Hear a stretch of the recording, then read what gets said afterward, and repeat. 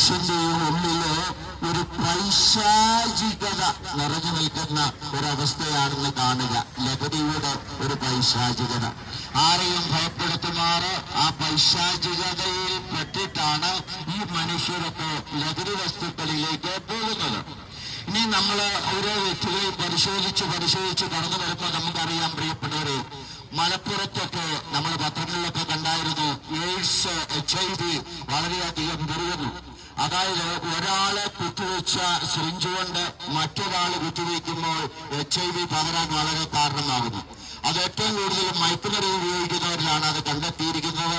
മലപ്പുറം മാത്രമല്ല, കേരളത്തിന്റെ വിവിധ ഭാഗങ്ങളിൽ ഇതുപോലുള്ള മാരകമായ വലിയ വിഷയങ്ങൾ പടർന്ന് പന്തലിച്ചുകൊണ്ട് നിൽക്കുകയാണ് എന്ന് നമ്മൾ ഓർക്കണം.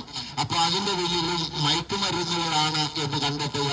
വീണ്ടും നമ്മുടെ ഉള്ളിലേക്ക് കടന്നു ചെന്ന് നമ്മളൊന്ന് പരിശോധിക്കുമ്പോൾ നമുക്ക് മനസ്സിലാകുന്നത് ഇത് MDMA മോഡലാണ്.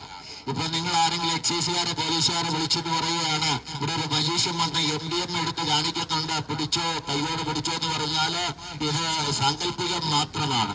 പ്രിയപ്പെട്ടവരെ ഓർക്കണം, ഈ MDMA ഇത് എന്റെ ഉപയോഗം മൂലം തലച്ചോറിനെ നശിപ്പിക്കുന്നു. താൽക്കാലികമായിട്ടുള്ള സുഖാനുഭൂതികളൊക്കെ വർദ്ധിക്കുമെങ്കിലും പിന്നീട് അതിഭയാനകമായ അവസ്ഥയിലേക്ക് പോകുന്നു.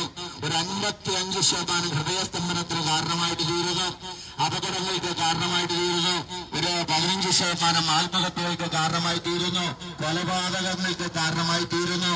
അതുകൊണ്ടാണ് ഇതൊക്കെ ഉപയോഗിച്ചിട്ട് സ്വന്തം വീട്ടില് അമ്മയെയും പെങ്ങളെയും മറ്റുള്ളവരെയും ഒക്കെ അരുങ്കല ചെയ്യുന്ന കാഴ്ചകൾ നമ്മുടെ സമൂഹത്തിൽ കാണുന്നത്. അപ്പൊ നിങ്ങളെങ്കിലും അറിഞ്ഞിരിക്കണം, MDMA ഇതുപോലെ വെളുത്ത കളറിലുള്ളതുകൊണ്ട്, ചെറിയ ക്രീം കളറിലുള്ളതുകൊണ്ട്.